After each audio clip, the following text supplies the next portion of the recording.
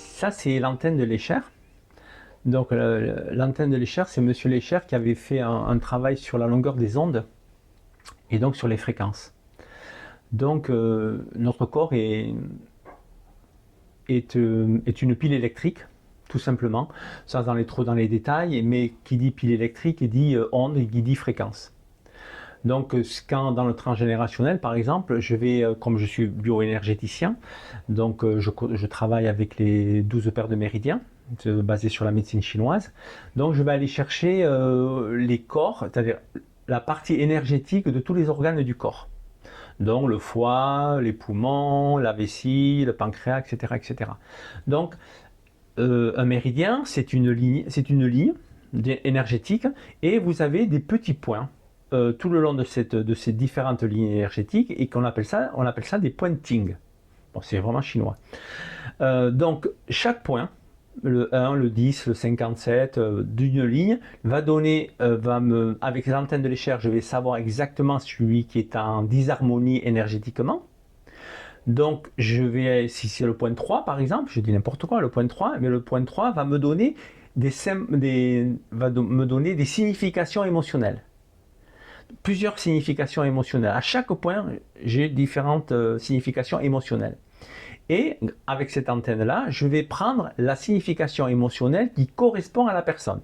Je vais pouvoir la détecter. C'est tout simplement, ça marche, je mets sur une fréquence, je demande une fréquence, et l'antenne, je la passe sur la liste qui est devant mes yeux, et à un moment donné, si elle tombe, ça veut dire que il faut prendre en compte cette signification émotionnelle. C'est comme un pendule un peu, hein, sauf que c'est, on va dire, un peu plus scientifique, un peu plus précis, sans comment dire, décrier l'efficacité du pendule. Et bien entendu, on est bien clair, hein, c'est bien clair. Hein. Bon, voilà, donc je vais aller chercher, par exemple, je tombe sur la vessie, et je vais avoir plusieurs points. Et la vessie va me donner de la colère, va me donner de l'alcool, va me donner plein de choses comme ça. Et donc, et va me donner aussi, bon, les reins, c'est la mémoire, dans la mémoire transgénérationnelle. Et donc, je vais détecter, par exemple, des abus.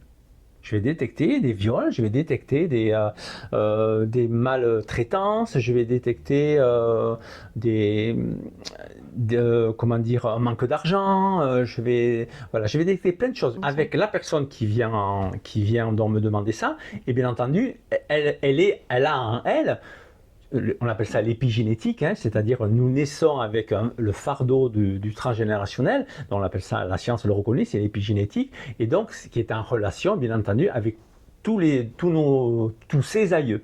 Voilà. Donc, par exemple, on peut se dire, oui, moi je le savais ça, tu m'apprends rien, Alain, je savais qu'il y avait de l'abus et tout ça. Oui, mais si je le détecte, c'est que c'est pas passé. C'est que tu l'as en toi énergétiquement et que ça te trouble. Même si tu le sais intellectuellement, mais dans toutes tes cellules, tu l'as. Et inconsciemment, tu le subis. Ok. Donc voilà. Donc je vais faire tous les organes. Alors, des fois c'est long, des fois il n'y en a pas beaucoup, ça dépend des personnes.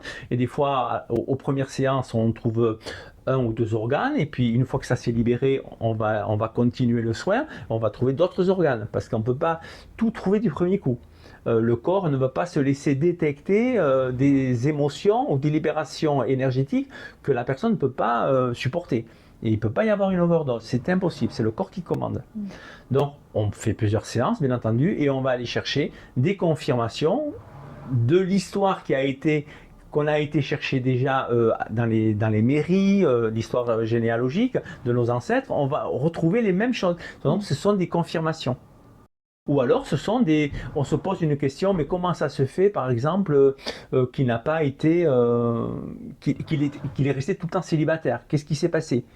Elle est restée tout le temps célibataire. C'était une femme à l'époque, c'était pas possible de rester célibataire. Et pourquoi est-elle restée toujours célibataire?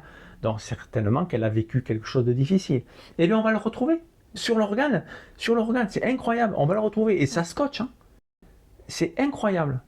Et donc, par la bioénergie, donc par le travail sur les méridiens, on libère tout ça. Alors bien sûr, après on amène une autre fréquence. Si par exemple la fréquence est perturbée, je dirais tout simplement, on va y amener une fréquence d'amour. Ensuite, on va faire un travail avec les couleurs, la chromothérapie. On va détecter une couleur qui correspond aux soins. Voilà, et cette couleur, elle a des capacités de guérison. Donc toute cette couleur, elle va aller dans tout le corps et elle va libérer le déséquilibre. Voilà. Et donc ça, c'est pas miraculeux, ça s'accompagne d'un travail personnel, hein. Toujours pareil. C'est une aide, mais l'essentiel du travail se fait quand même par la personne, par la prise de conscience de tout ce qu'elle a vécu et de tout ce qu'elle porte transgénérationnellement. Très préciser les choses, des secrets qu'on n'arrive pas vraiment, on soupçonne, mais on n'arrive pas à mettre le doigt dessus, à en être sûr. L'organe, le corps ne ment pas, hein. Sur les maisons aussi, par exemple quand il y a des présences, des entités, bon voilà, il y a une fréquence qui correspond aux entités, voilà, je ressens, mais après j'ai une confirmation avec ça.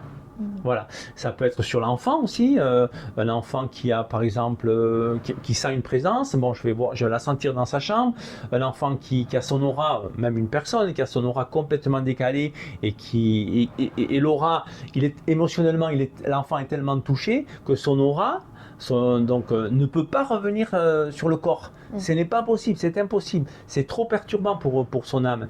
Donc, hop, je ramène tout ça. Alors, c'est les décalés. Alors, c'est les décalés à droite, à gauche. Il y a des significations différentes, bien entendu. Et donc, ça peut, l'enfant peut être irrité.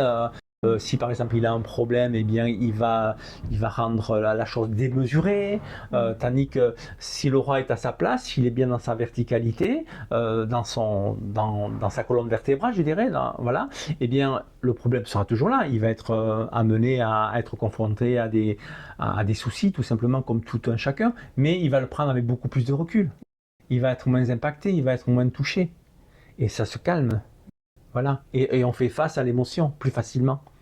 Voilà, ça n'empêche pas les problèmes, hein, bien entendu, mais la réaction est complètement différente.